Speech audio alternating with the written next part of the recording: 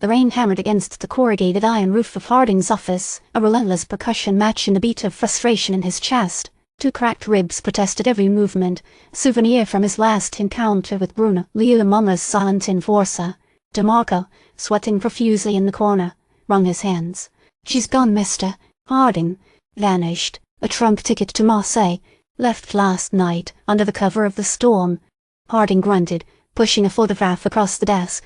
It depicted Lila Monroe, younger, laughing, her arm around a man he recognized, Arthur Monroe, her late husband. But standing slightly behind them, a shadowy figure emerged from the gloom, Edward Blackwood, a face Harding now knew intimately, and beyond Blackwood, a sliver of her face, cold and sharp, the collector. "Well, say, huh? Convenient." Harding's voice was a low growl. "DeMarco, you said she left under the cover of the storm. Did anyone else see her?" "Just the dock foreman, mister." Harding. He didn't pay much attention. DeMarco stammered, avoiding Harding's gaze. Harding leaned back in his chair, the springs groaning under his weight. "And the textiles? The shipping manifest you showed me? A very clever smokescreen." He glanced at the hieroglyphic locket resting in the evidence bag. "Textiles for the city, antiquities for someone else." "She's playing a long game, mister." Harding. "A very long game." DeMarco's voice trembled. "She's always been playing a game, DeMarco. The question is, who's she playing with?" Harding stood, ignoring the sharp pain in his ribs. "Blackwood, the collector, they're all pieces on her board. But there's someone else. Someone she's protecting." He remembered the collector's words, echoing in the cavernous warehouse filled with stolen artifacts. Lila has a past, detective. A past she wants buried. Harding walked to the window, watching the rain wash the grime from the city streets. "Find out everything you can about Lila Monroe's past, DeMarco. Every detail, every name. I want it all." DeMarco nodded, a flicker of genuine fear in his eyes. "I'm trying, mister." Harding. "It's like pulling teeth. Everyone is scared of her." "Fear is a powerful motivator, DeMarco, and so is the promise of reward. Find me a loose thread, DeMarco, one that unravels her entire operation." He paused, then added, "And find out who hired you to feed me this information. I don't trust you as far as I can throw you." Days blurred into a relentless cycle of dead ends and whispered rumors. Harding chased shadows, each lead dissolving into a labyrinth of deception. He spoke with dock workers, former associates of Arthur Monroe, even a disgruntled art dealer who claimed Lila had once tried to purchase a priceless Egyptian sarcophagus. Every conversation chipped away at the carefully constructed facade of the grieving widow. He revisited warehouse number 7, the site of their initial confrontation, the stench of stale beer and desperation still clinging to the air. Bruno, silent and watchful, was gone, presumably guarding Lila's escape route. Harding felt a familiar tightness in his chest, a sense of impending doom. Then the break.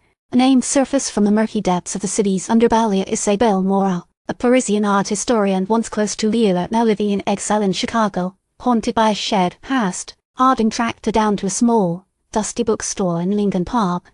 Isabelle, a woman worn thin by regret, reluctantly agreed to speak. Lila, she was brilliant, driven, obsessed with Egyptology. They met at the Sorbonne years ago. Lila was studying ancient languages. She became infatuated with a particular artifact, the Amulet of Thoth. They say it grants access to forbidden knowledge. The Amulet of Thoth, that's connected to the hieroglyphic locket, isn't it? Harding pressed, showing her a photograph of the locket. Isabelle's eyes widened. "Where did you get that?" That's a replica. The original was lost years ago, during the war. Lila always claimed to know its whereabouts." "And the collector?" Harding asked, his voice low. Isabelle's hand trembled as she reached for a glass of water. "Jean-Luc Moreau. He was her mentor. A brilliant, ruthless man. They were inseparable, until she trailed off, her gaze unfocused, until something happened. A scandal. Jean-Luc disappeared. She vanished shortly after. Everyone assumed they were both dead." Harding felt a chill run down his spine. What happened, Isabelle?